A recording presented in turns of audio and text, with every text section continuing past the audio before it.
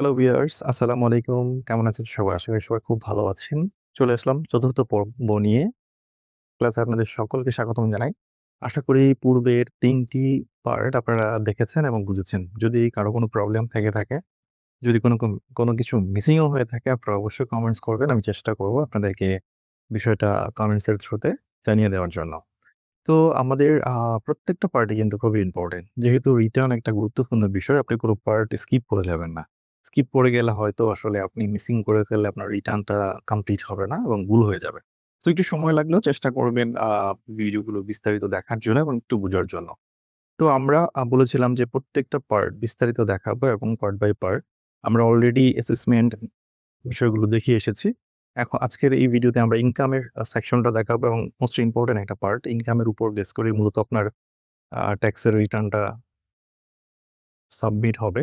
সুতরাং ইনকাম বিষয়টা ক্লিয়ারলি বুঝবেন। তারপরে আমি দেখাবো rebate, expenditure, asset and liabilities, tax payment এবং আ রিটার্ন রিভিউ। প্রত্যেকটা সেগমেন্ট আমি আস্তে, আস্তে আপনাদেরকে বুঝিয়ে দিব যেন আপনারা ক্লিয়ার বুঝতে পারেন। যেহেতু কথা দিয়েছি আপনাদেরকে রিটার্নটা ক্লিয়ার বুঝিয়ে দিব।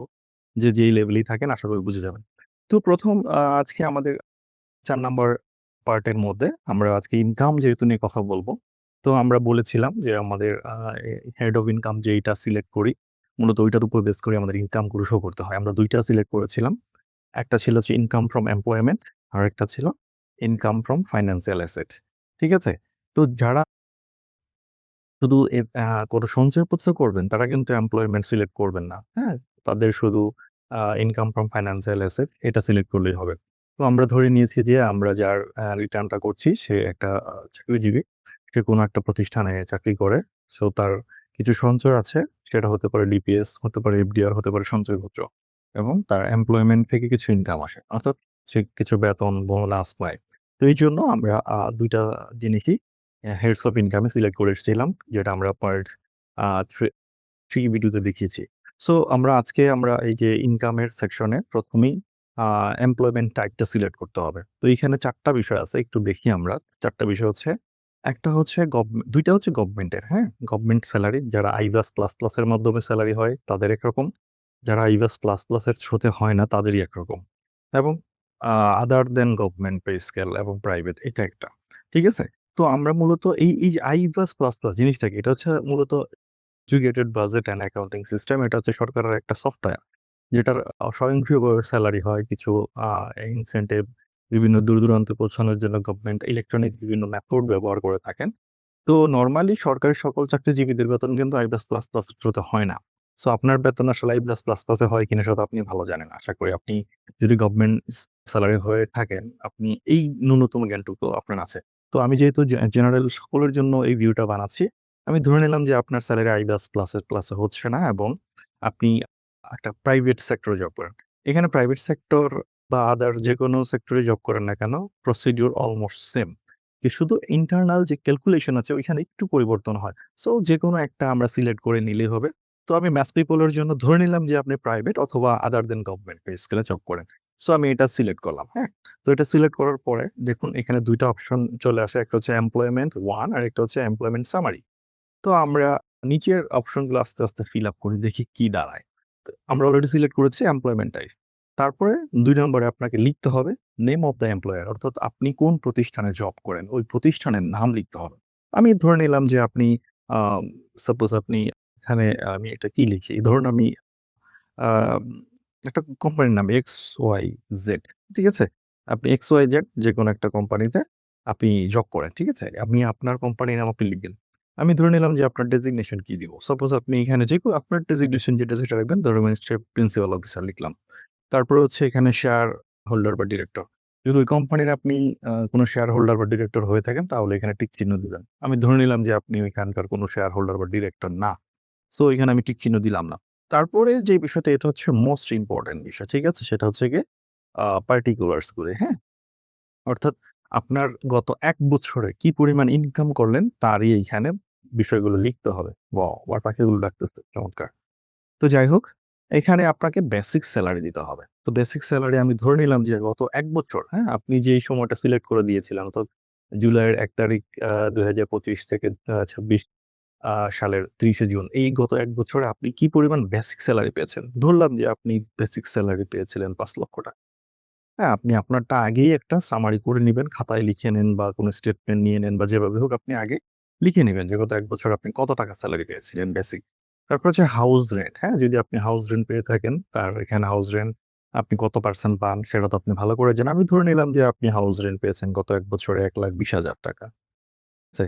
তো ৳১,২০,০০০ লিখলাম। আমি ধরলাম আবার মেডিকেল অ্যালাউন্স ওভার আপনি গত ১ বছরে পেয়েছেন ৳৮০,০০০। তারপর হচ্ছে আপনি ধরেন কনভেন্স বিভিন্ন জায়গায় যাতায়াত ভাতা সবকিছু মিলে আপনি পেয়েছেন হয়তো আরো ধরলাম যে আপনি ৳৭০,০০০ পেয়েছেন। আচ্ছা আপনি ধরলাম যে গত ২ টা ঈদের বোনাস থাকে এবং বৈশাখী বোনাস ২ টাই এখানে আসবে। বোনাস সরাসরি চলে আসে এখানে। ধরলাম যে আপনি আপনার বেসিক অনুযায়ী আপনার ২ টা বেসিক অনুযায়ী এবং আপনার একটা 20% হচ্ছে আমাদের বৈশাখী বোনাস। সো ধরলাম যে আপনি ৳৮০,০০০ র মতো আপনি বোনাস পেয়েছেন। আমি অ্যাকচুয়াল আপনার কত সেটা আপনি দিবেন। আমি জাস্ট আপনাদের বোঝানোর জন্য এই ফিগার গুলো লিখলাম। তাহলে আপনি কি লিখলাম এখানে? Basic salary, house allowance, medical allowance, conveyance allowance, festival এবং এছাড়াও যদি আপনার আদার্স কোনো কিছু থাকে যেমন ইনসেনটিভ থাকতে পারে বা আদার্স কোনো আপনি সারপ্রাইজ বোনাস পেতে পারেন। হ্যাঁ? আপনি কন্ট্রিবিউশন বোনাস পেতে পারেন। ইনক্রিমেন্ট টাইপের আদার্স যদি এইখানে এডিশনাল এসে লিখতে হবে এটা।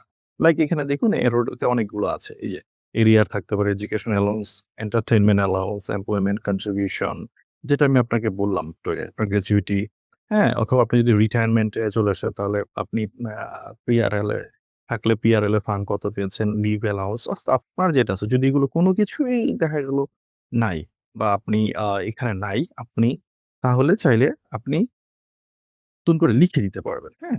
অর্থাৎ আপনার এই নামগুলোর মধ্যে যদি না থাকে, ধরুন আমি এখানে একটা জিনিস লিখে আপনাকে দেখাই। এই যে আদার বোনাস লিখবেন, হ্যাঁ? আদার বোনাস দেওয়ার পরে এখানে দেখুন লিখা যায়। ঠিক আছে? আদার বোনাস দিয়ে আপনি ধরুন এখানে আদার সব মিলে বোনাস আপনি আরো ৳৩০,০০০ পেলেন। সো অল অ্যান্ড এভার আমার সবগুলো ডাটা এখানে দেওয়া হয়ে গেছে। যে এই হচ্ছে আমার এমপ্লয়মেন্ট থেকে ইনকাম XYZ আমি চাকরি করি। ঠিক আছে? এই হচ্ছে আমার ইনকাম। এটা দেওয়ার পর আমার কি করতে হবে? এটা দেওয়ার পর এখানে আরো কিছু বিষয় আছে, হ্যাঁ? যদি আপনার এই যে নন ক্যাশেবল বেনিফিট যদি কোন কিছু থাকে এগুলো টিক চিহ্ন দেবেন। রেন্ট ফ্রি অ্যাকোমোডেশন যদি থাকে, হ্যাঁ? যদি আপনি ভেহিকল ফ্যাসিলিটি নিয়ে থাকেন অফিসের, হ্যাঁ? যদি এরকম কোন কিছু থাকে আপনি এখানে সিলেক্ট করবেন।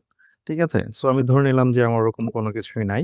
তারপরে আমি কি করব? আমার এখানে দেখুন সেভ এন্ড কন্টিনিউ আছে। আমি সেভ এন্ড কন্টিনিউ দিয়ে দিব। তার মানে আমার এখানে আমার এমপ্লয়মেন্ট গত ১ বছরে আমি কি ইনকাম করেছিলাম, এটা আমার ডিফাইন করা হয়ে গেছে। ঠিক আছে? তো আমি চাইলে এখানে আবার গিয়ে সামারিটা দেখতেও পাবো। এগুলো আমি সেভ এন্ড কন্টিনিউ দিয়েছি। এবং এই যে দেখুন এখানে আমি XYZ কোম্পানি ডিফাইন করেছি। এটার নাম আসছে এবং আ আমি চাইলে এখানে এমপ্লয়মেন্ট সামারিতে গেলে আমি দেখতে পাবো কি লিখেছি। দেখুন আমি এই জিনিসগুলো লিখেছি এবং এই অ্যামাউন্ট গুলো পাশে চলে এসেছে এবং এর জন্য আমাকে দেখুন ট্যাক্সেবল অ্যামাউন্ট কত হয়েছে। আমি ৳৮,৮০,০০০ আমি দেখিয়েছি আমার ইনকাম এই বছরে। কিন্তু এর থেকে আমার রিবেট গিয়ে ৳৫,৮৬,৬৬৭ র উপরে আমার ট্যাক্স অ্যাপ্লিকেবল। কত আসবে সেটা পরে। এটা হচ্ছে ট্যাক্সেবল ইনকাম বলে। ট্যাক্সেবল ইনকাম আসে আমার এমপ্লয়মেন্ট থেকে এত। ঠিক আছে? তো আমি এই যে ফাইন্যান্সিয়াল অ্যাসেট টা এখন বুঝাবো যেহেতু আমি এমপ্লয়মেন্ট আমার ডাটাগুলো ইনপুট করে ফেলেছি। ডাটা ইনপুট করার পরে আমার কাজ হচ্ছে ফাইন্যান্সিয়াল অ্যাসেট, হ্যাঁ? যেটা আমরা খুব ইম্পোর্টেন্ট। আমরা যারা শুধু সঞ্চয়পত্র করতে চাই তাদের জন্য এটা খুব ইম্পোর্টেন্ট। আর যারা সঞ্চয়পত্র না করি আদার কোনো ডিপিএস থাকে তারাও এটা করতে পারে। তো এখানে ১ম কাজ হচ্ছে আমাকে আমার ফাইন্যান্সিয়াল অ্যাসেট টাইপটা সিলেক্ট করতে হবে। দেখুন এখানে কয়েকটা অপশন আছে। ইন্টারেস্ট ফ্রম সঞ্চয়পত্র। যে আপনি ইন্টারেস্ট ফ্রম সঞ্চয়পত্র থেকে অনলি ইনকাম থাকে এটা সিলেক্ট করবেন ১ নাম্বারটা। তারপর হচ্ছে ইন্টারেস্ট প্রফিট ব্যাংক বা ফাইন্যান্সিং ইনস্টিটিউট। নরমালি এটাই আমরা দিব।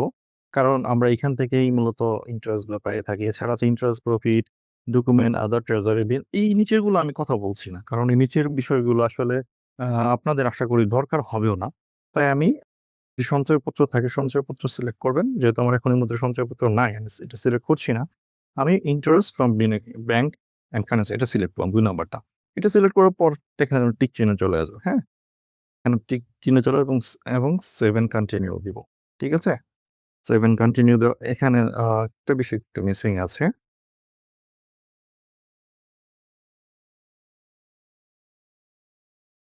আচ্ছা ব্যাংকিং ফাইন্যান্স ইনস্টিটিউট আমরা যখন সেভ দিলাম তারপরে যে টিক চিহ্ন আছে এটাতে টিক চিহ্ন, এটাতে চাপ দিতে হবে। এটাতে চাপ দিলে আপনার নতুন আরেকটা ইন্টারফেস ওপেন হবে যেখানে আপনার ইন্টারেস্ট কোত্থেকে পেয়েছেন এটার বিস্তারিত এখানে দিতে হবে।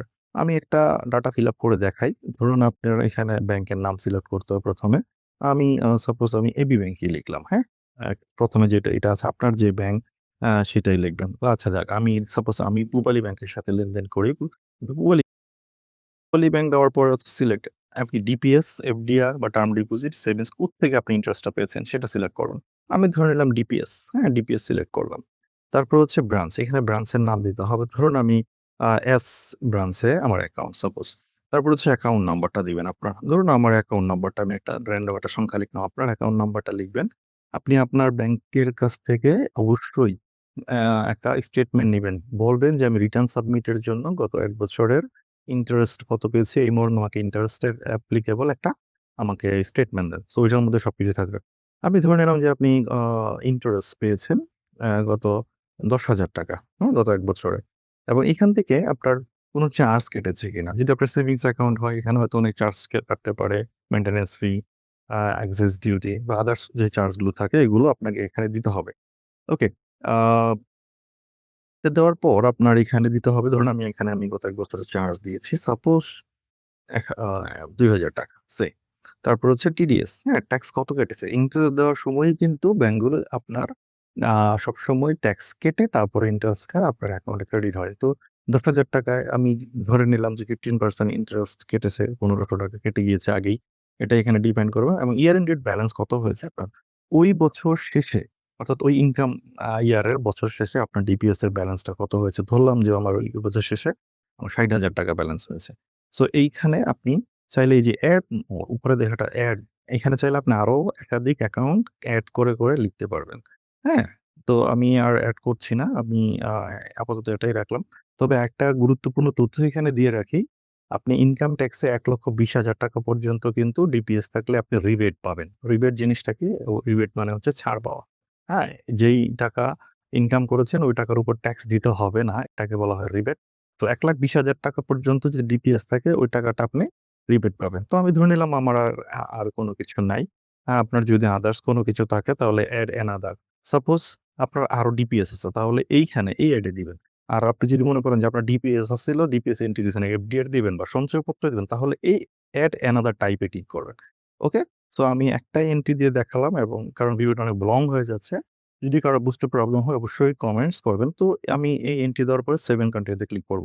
সেভ এন্ড কন্টিনিউ তে ক্লিক করার পর ডাটা সাকসেসফুলি সেভ হয়ে যাবে এবং রিবেট সেকশনে অর্থাৎ ইনকাম সেকশনে কমপ্লিট হয়ে রিবেটে চলে যাবে। আমি চাইলে আবার ব্যাক করতে পারবো। এখান থেকে ব্যাক বাটন আছে। ব্যাক গিয়ে দেখতেও পারবো। কোন সমস্যা নাই। তো আজকের ভিডিওটা আপাতত এই পর্যন্তই রাখছি। ভিডিওটা লং হয়ে যাচ্ছে। ভিডিও আ যদি কোন সমস্যা থাকে কমেন্টস করবেন এবং পরবর্তী পার্ট 5 খুব শীঘ্রই চলে আসবে। ভালো লাগলে সাথে থাকবেন, শেয়ার করবেন। আসসালামু আলাইকুম।